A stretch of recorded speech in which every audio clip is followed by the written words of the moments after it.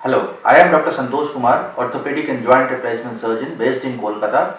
And in this series, we have been answering various queries that you have been sending us pertaining to orthopedic and joint replacement surgeries, and we try to clarify your doubts. So today our topic of discussion, which we have discussed earlier also, it is your queries pertaining to knee replacement, or the technical term is knee arthroplasty. So, what basically is knee replacement? Knee replacement is basically a surface replacement. Like this is our knee joint. This is our knee joint. This is the front of the knee, which is the kneecap of the patella. Once it is removed, once it is silent, this is the thigh bone. This is the thigh bone of the femur, and then we have the shin bone of the tibia, and these two bones are joined together in the knee joint, and this is one of the largest joint in our body. So between these two bones we have something called cartilage. We have something called cartilage, and then there is a washer shaft cartilage called meniscus, and we have ligaments, intrinsic ligaments and extrinsic ligaments. These are the extrinsic ligaments, which are known as collateral ligaments, and these are the intrinsic ligaments, which are known as the ACL and the PCL. Well, this knee joint, which is a weight bearing joint, is subjected to wear and tear. Wear and tear, the way our car tires wear out. So this is subjected to wear and tear, and this wear and tear is a progressive, and this wear and tear is something which all of us are subjected to, and gradually this is how the knee joint would look like. The cartilage wears out like this, and this process is known as osteoarthritis, or rather, to be more precise, it's known as primary osteoarthritis. Primary osteoarthritis means it's a process in which the joint, weight bearing joint, wears out the way our car tires wear out, and it is something which is age related thing. All of us are subjected to it. Somebody may have it earlier, somebody may have it later, and somebody may have it more, somebody may have it less. So this is what is osteoarthritis. In our country, in our subcontinent, mostly it's located to knee. Of course, several times it's there in hip also. But primary osteoarthritis, which is age-related wear and tear, is more in knee and spine. In our society, in our family, in our neighborhoods, we would be seeing a lot of people having painful walking gait, which would mainly be because of bending of knees, because of osteoarthritis. So this is something which we all have been seeing, and of course, since this osteoarthritis has stages, there is something called early stage, moderate stage and advanced stage. So in early stage we always try to control the wear and tear by means of muscle strengthening exercises. Muscle strengthening exercises is something which has got a pivotal role in control of osteoarthritis progression. The stronger the muscles, the less is the stress on the knee joint, and better is the performance of the knee joint. So muscle strengthening exercises, weight loss is something which is very important to stop the progression of osteoarthritis. Weight loss is something which we all must try. Weight is directly not related to osteoarthritis, but more the weight, more is the pain in osteoarthritis. For example, if somebody who is having similar X-ray changes, but if the person is weighing more, the person who is weighing more will have more pain. The weight leads to more pain in osteoarthritis. Weight as such doesn't increase the incidence of osteoarthritis, but weight leads to more pain in osteoarthritis. So that's something which we ought to control, and we ought to do muscle strengthening exercises, and we ought to keep on high activity level. The moment our activity starts dropping and we opt for sedentary lifestyle, then the arthritic pain starts increasing. So we have to have active lifestyle so that we are able to beat pain, and this active lifestyle can beat the arthritic pain. This arthritic pain, to start with, is initially only when climbing stairs and walking. Then gradually it starts persisting only also when a person is taking rest or going to bed. And this pain is essentially fluctuant in nature. What it means, it increases, it decreases, it increases, it decreases. So it keeps on going like this. This is essentially fluctuant in nature, this osteoarthritic pain. So along with pain, one progressively gets a feeling of stiffness at knee. There is progressive feeling of stiffness, and along with the cartilage wear and tear, which we saw just now, there is progressive weakening of the muscles. This progressive weakening of muscles, combined with bending of knees, which we see in osteoarthritis, it leads to a feeling of buckling, a feeling of insecurity or instability of knee, which a person often describes as a feeling of disbalance, giving way or buckling of knee. Now this, if it increases tremendously, then it's a major risk factor to a fall. People, this instability because of osteoarthritis significantly increases the risk of fall, predisposes one to the risk of fall, and these people may fall and have fractured neck, femur, or other low velocity indoor fall fractures. So osteoarthritis is a major burden in our society, major burden in a society which we need to address. Now osteoarthritis, primary osteoarthritis is not a disease. It's not something which we call it a disease. It's a issue of wear and tear. It's something which which is not life threatening at all. So it is something which impairs the activities of daily living. It impairs the ADL, what is known as the activities of daily living. It impairs one's social, professional or personal life.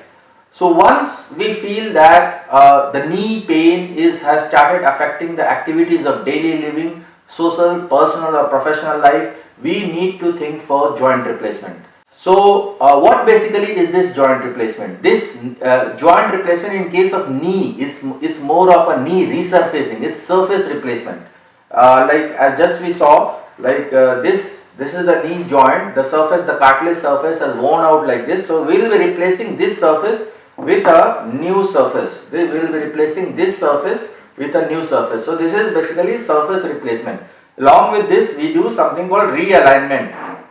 What it means is that in normal legs, the hip, knee and ankle fall in one straight line, but in osteoarthritis they start bending like this.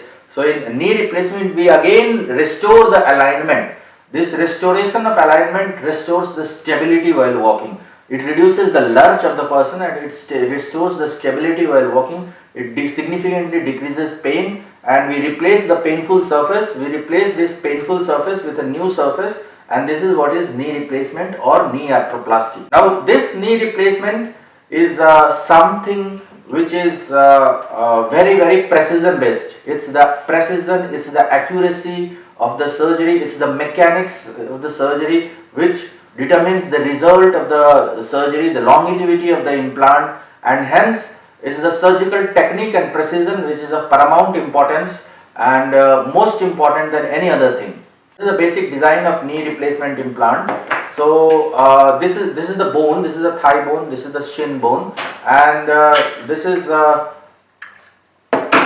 the knee replacement implant. It has got a femoral component, it has got a tibial component, and then in between this femoral and tibial component we have something called ultra high molecular polyethylene, which can be colloquially called as a plastic. So these three components, like this is the femoral components. It comes in various sizes. These sizes are measured either before surgery or during surgery. Mostly it is measured during surgery, that is intraoperative. Like this comes in somewhat around 8 to 10 sizes. This also comes to around 8 to 10 sizes, and this, for every 8 to 10 sizes of this, there is the plastic 1 millimeter increment in thickness is there, and that corresponding plastic is there. So this leads to custom fit of this prosthesis. This leads to customization of this prosthesis. This leads to custom fit of this prosthesis, and this, it is meticulously balanced. What it means is that it's meticulously balanced so that the forces generated during the movement of the knee are equally balanced throughout the knee joint, and this is what is known as balancing. So these things, that is the precision, the balancing, the surgical technique, this is of paramount importance rather than the brand of the knee which is being used, because all the knees that we have been using are all international quality knees, and they are all US FDA approved knees. So this is a basic design of the knee. Now the metal that we use is mostly cobalt chromium or titanium niobium. Now cobalt chromium has been used for ages and for decades. Cobalt chromium is used because it can be most highly polished, and the base plate is made up of titanium. And nowadays recently we have titanium niobium knees which are supposed to be more scratch resistant, and their titanium niobium can also be very highly polished, so we use that also. It's also colloquially known as gold knee because it looks golden. Because it looks golden, it's known as gold knee. Along with this, we have been recently using rotating platform knees, which is known as LCS knee, low contact stress knee. This is the example of a LCS knee or a low contact stress knee. Standard knee, it moves like this. So we have recently we have this rotating platform LCS knees. It moves like this, as well as to enable one to sit cross-legged if a person wants to sit cross-legged and all. So this can rotate also. This is rotating platform knee. This is rotating platform knee, and the plastic surface is highly congruent with the femoral component, so that makes it LCS or low contact stress knee, because the area of contact is increased and the force by area, which is the stress, is decreased. So these are the basic designs of knee arthroplasty. Now all these knee replacement implants are cemented. What it means is that these implants are put on the bone. These implants are put on the bone with something called bone cement, and that bone cement is a polymerization reaction of polymethyl methacrylate. So that solidifies and sets within 10 minutes. So this implantation is at its maximum strength right in the operation theatre, right on the table itself. That's why a person like stands up by the evening of surgery and starts walking from the next day of surgery. We mobilize the person from the very next day of surgery, whether we do one knee or both knees together. We mobilize the person from the very next day of surgery, and that is something which is very encouraging for the person who would not have walked for several walked properly for several years, may start walking from the very generally starts walking from the very next day of surgery, and the person is out of bed and goes to washroom by second day of surgery. And whether we do one knee or both knees together, which depends on the situation. Normally a person is fully out of bed from the very next day of surgery, and by the time person is back home from the hospital, one is able to go to washroom on his own, carry out his activities of daily living, and walk with a walker or a crutch. And we have to do muscle strengthening exercises, and we have to give cool pack and ice compress for a month or so. And by 1 to 1.5 months or 1.5 to 2 months, one is fit enough to resume outdoor activities like going to office, going to market, and by few months, by 3 months or so, one can go out of station for even for trekking and all. So this is the way a person recovers after knee replacement. So the queries that we have been getting, we will be answering one by one. Question is, what is arthritis and why does my knee hurt? Well, arthritis is wear and tear of joints. Mostly it's in cases of knee, it can be primary arthritis, it can be secondary arthritis. Mostly what we see in our country is primary osteoarthritis, which is age related wear and tear. But sometimes this arthritis can be because of an accelerating factor like an old trauma, fracture or injury, or even other kinds of arthritis like rheumatoid arthritis. This may accelerate the wear and tear of the knee joint, which is in that case it's known as secondary osteoarthritis. And some cases we have genetic arthritis like juvenile chronic arthritis, juvenile rheumatoid arthritis, ankylosing spondylitis. In these cases, the arthritis in knee joint may start even by 15 to 20 years of age, and one may need intervention much earlier. The reason why knee hurts in osteoarthritis or any kind of arthritis is the wear and tear of joints, and that leads to coming close or rubbing of the bones together, and that wear and tear, that destruction of the joint leads to pain. So next question is, what is total knee replacement? We just saw what is total knee replacement in a worn out joint. Like this is the thigh bone, this is the shin bone, and in between this we have the worn out cartilage. This cartilage, this surface is replaced by a new surface, and this is what is knee arthroplasty or a knee replacement or a total knee replacement. And this total knee replacement is the more technical term is knee arthroplasty, is basically surface replacement. So we are replacing this surface with one worn out surface with a new surface. We are replacing with a new surface, and its realignment. What it means is that the way like our knees are bent in osteoarthritis, they are again straightened like this. So it's a resurfacing and realignment. This is what is knee replacement or a knee arthroplasty. Along with this, we resurface the patella bone also. We resurface the patella bone also. But patellar resurfacing is lesser in the Asian population because the patella is thinner. In that case, we may not opt to resurface. It's something which is decided by the surgeon entirely, and this is what is knee replacement. How should I proceed for knee replacement?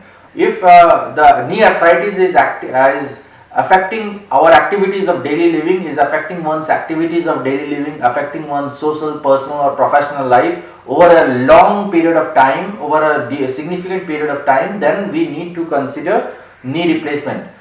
You need to visit a knee replacement surgeon who is doing this regularly. We need to do certain pre-operative tests before surgery to establish one's fitness for surgery. Along with this, we need to start muscle strengthening exercises few days like before surgery. The stronger the muscles, the faster is the recovery. When do I have to get admitted to hospital and what happens after that? Normally we do all the pre-operative tests before surgery and we check the person for the fitness and for the surgery. If needed, we do optimization.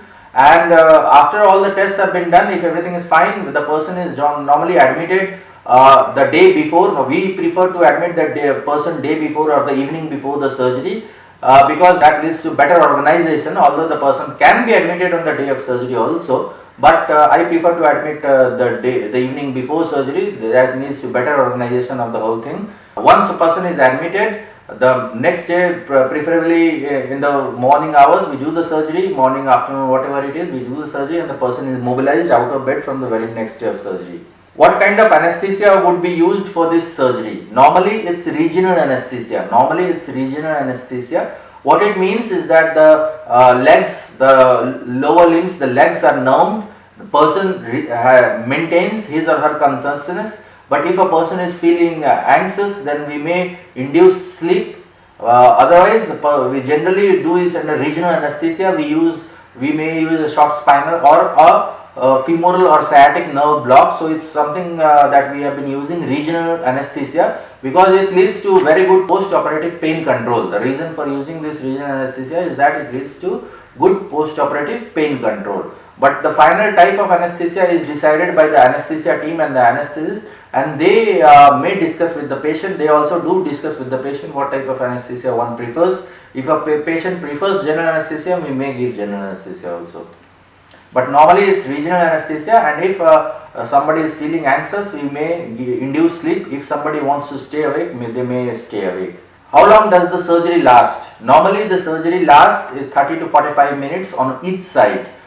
This depends on the surgeon, like the surgical team. It depends on how regularly, how frequently the team is doing. Like in our case, we do average 10 to 12 surgeries daily. So our team, for me and our team, it takes around half an hour to 40 minutes on each side. Before surgery, it takes some time to prepare the patient for the surgery. Like to prepare, we have to do thorough cleaning and draping. After surgery also, we prefer to monitor the person in our recovery, and then once everything is found stable for half an hour to 1 hour, then only we send the patient. So total in and out time is more than the actual surgical time. Would I require a blood transfusion during or after the operation? Well, if we do one knee, then generally we do not need a blood transfusion. If the hemoglobin is reasonably good, unless somebody's hemoglobin is already low, and if somebody's hemoglobin is low, we try to optimize the hemoglobin levels by giving proper iron supplements, food supplements or medicine, or even trying to find out what is the reason for the low hemoglobin. We optimize the person for the low hemoglobin. And generally for one knee, if we do one knee, generally we do not need blood. If we do both knees together in same sitting, then it depends on the pre-operative hemoglobin. We do a post-operative hemoglobin, that is we do a hemoglobin the next day of surgery, and if it is found low, we give blood. We may or may not give blood. So if we do both knees in single sitting, then we may or may not need blood. That depends on the pre-operative, that depends on the person's hemoglobin levels before surgery. Normally we do not need this blood transfusion during surgery, we need it after the surgery, either in the evening of the surgery or the next day of surgery. Is the surgery painful? No, not at all. We have been using absolutely painless techniques for knee replacement. Like after surgery, there is absolutely no pain. For that, we use something called ultrasound guided nerve blocks. We use high frequency ultrasound to locate the sensory nerves of the knee, and we block it. The concept is that we close the gate of pain before it really comes, and the pain goes back, and after that it doesn't significantly trouble one at all. We use something called preemptive analgesia also. So we use very good nerve block techniques, and these techniques have been gradually improving and getting refined with the more and more, as more and our anesthetists are using more and more. These techniques are gradually improving and getting more and more refined and more precise and more effective. So the by and large, it's absolutely painless. We use nerve blocks to keep the experience fully painless. Will I need to go for physiotherapy, and how painful, if at all, is it? Physiotherapy, that means exercises, is started on that same day of surgery. Like if we do surgery in the morning, by afternoon and evening we try to start ankle pumping and all those exercises, and the very next day we start mobilization on bed and mobilization out of bed. We start quadriceps strengthening exercises from the very next day of surgery. We start knee bending from the very next day of surgery. So all those exercises and physiotherapy started either from the same day or from the very next day of surgery. In several cases, we train the person before surgery itself what exercises will be needed, what exercises. We start physiotherapy, in fact, several cases before surgery also. In the present situation, the exercises after surgery are absolutely painless because we use nerve blocks, we use preemptive analgesia to control the nerve pain by using pregabalin, we use transdermal patches like buprenorphine patches. So by and large, it's absolutely painless. Before exercises and after exercises, we prefer to give a lot of cool pack or ice compress so that decreases the swelling and redness on the joint. So by and large, it's very effective. Physiotherapy is very effective, and it's painless. What happens after I go home? Will I need help at home? Well, by the time you go home, you are already mobile, out of bed. You will be, one person undergoing surgery will be able to move around in the home using a walker or an elbow crutch. A person will be able to climb stairs using with some support, because as I told you, the implant that we put, it is at its maximum strength right in the operation theatre itself. Because it's a cemented implant. We put it in bone cement and the cement sets in 10 minutes. So we can put full weight from the very next day of surgery. But a person going home, he or she should not be left alone completely. There should be someone around, but a person is generally able to do activities of daily living or herself or himself. The next question is something which is all of us tend to ask. There are so many different types of knee joints available in the market. Which one is best suited for me? Initially itself, as I told you, knee replacement is it's mechanics. It's the precision that matters. It's the millimeters, degrees. It's the sizing, the balancing that matters. So it's the expertise of the surgeon, the precision of the surgery, the mechanics, the accuracy that matters most. So all the implants that we are using is all internationally approved implants. They are all US FDA approved implants. They are all CE approved implants. There are certain variations, like this is of standard knee, which is modular knee. Then we have monoblock tibial designs also, which are used in some cases. Then we have rotating platform knees. We have this rotating platform knees in which the femur moves like this and it rotates also, and the standard knee is a fixed bearing knee. Fixed bearing means this plastic and this thing, the tibia is fixed, otherwise the knee moves fully like this. The metal used is cobalt chromium, which has been used traditionally and it has been used for a very long time. Then we have titanium niobium, which is known as the gold knee, titanium niobium, which is known as the gold knee. So all these variations are there, but most important, or let's say more than 99% of it, is determined only by the surgical precision and the accuracy, the principles and the techniques. So all this, the design of the knee and the brand of knee plays importance only in less than 1%. So the next question is, how long do the artificial knees last?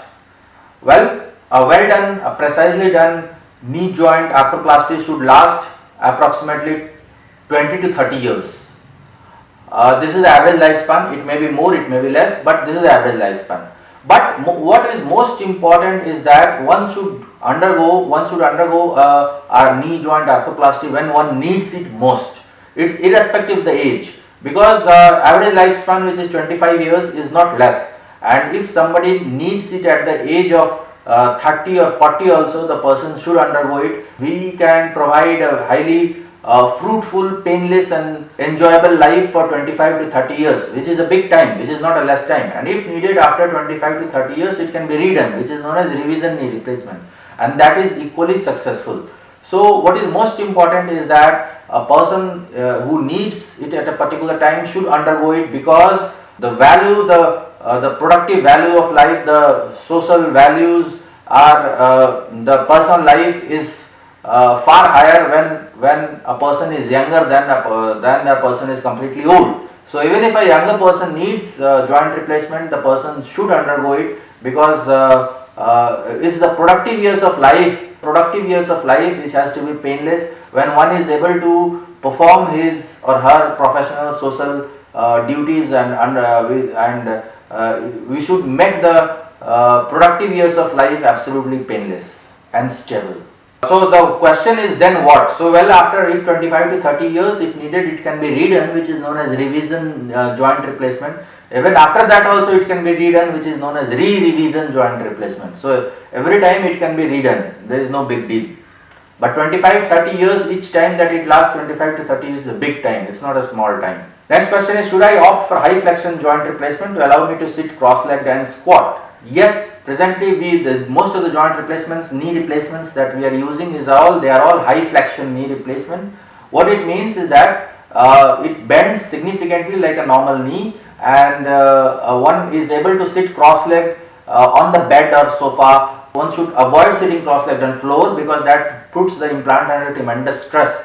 So that should be avoided. Other than that, a person can sit cross-legged on bed and floor. And because of our Asian lifestyle, which demands bending of knees, we prefer to use high flexion knee. And again, it's not a particular design of the knee that only matters. We have the surgical technique for achieving this high flexion is very important. A well done knee will achieve high flexion in general.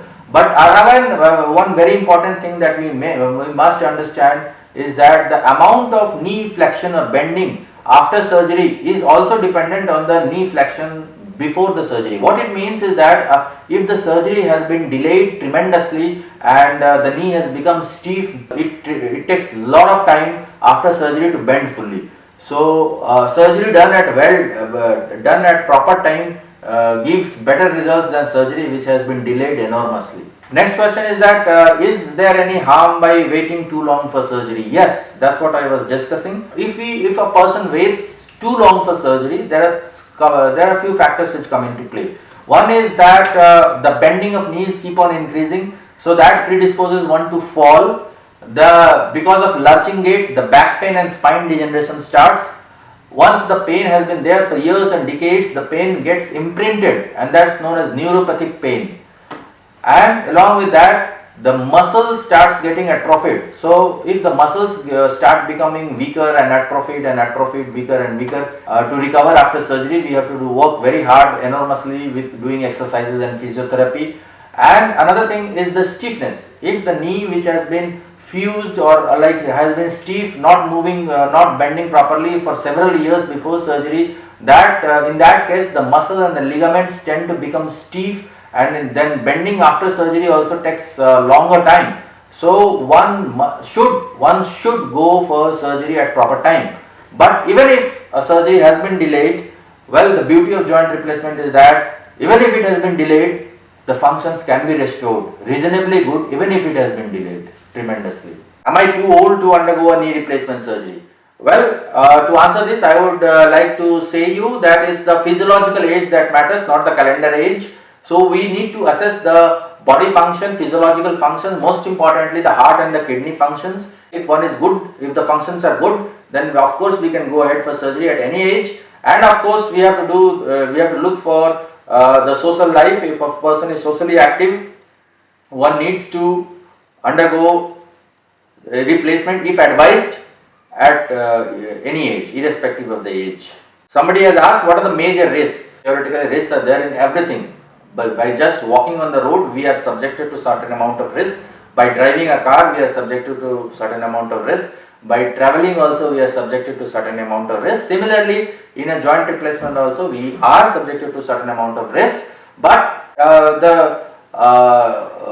it all depends. A lot of it depends on the team which is doing it. If a team which has been doing it day in and day out, doing it regularly, doing it repeatedly over years and years, it is by and large the risks are very less. Theoretically, there are risks like deep venous thrombosis for which we use blood thinners. Theoretically, there are risks for infection, but these generally do not happen in expert hands. And theoretically, many things can happen, but generally, it is very predictable in the expert hands. So it is the expertise of the team which is most important, and things are very predictable, and joint replacement is a very predictable surgery in the expert hands. Will I need any other equipment? Will I need a walker, crutches or cane? Well, after surgery we need certain helping walking aids like a walker, crutch, and initially a person may feel difficult to sit and down and get up. We need high chairs, we need high commode, we use commode raisers to increase the height of the seat. That's all, no other special equipment. We need a cool pack which we keep in freezer and keep giving it on the knee. Not many other equipments that we need. When will I able to get back to work? Well, as I told you, one is able to walk by putting full weight from the very next day of surgery. So if the work involves a sitting job, desk job, one is able to get back to work by 2 to 3 weeks or a month at the maximum. And if it involves a field work, we need to wait for some more time till it stabilizes. The speed of recovery is quite dependent on the amount of on the exercises that you do, the amount of effort that you put in, your attitude also, like a person's effort also does matter along with the surgical technique and the surgery. So all these factors do matter, and normally month or a month and a half is enough to get back to normal work. The last question for today's discussion: will I notice anything different about my knees? Well, initially, since it's a new surface that has been put in implant, it has been put, body takes some amount of time to get adjusted to it and accept it. So for that time there will be some amount of redness, swelling, heat, which is normal. There will be some amount of feeling of heaviness, which is normal. Some people describe as my knees are feeling heavy. Some people say that it is slightly swollen. It is normal for some time. That will everything vanishes by a couple of months. So in a couple of months it becomes absolutely normal, and you almost forget about that you are having a knee replacement surgery done. But yes, it takes a couple of months. Till that time you may feel some amount of heaviness, swelling, redness, which disappears in a couple of months. Must be having further queries, which you can send me to santdr@gmail.com or WhatsApp me at 9831 911 584.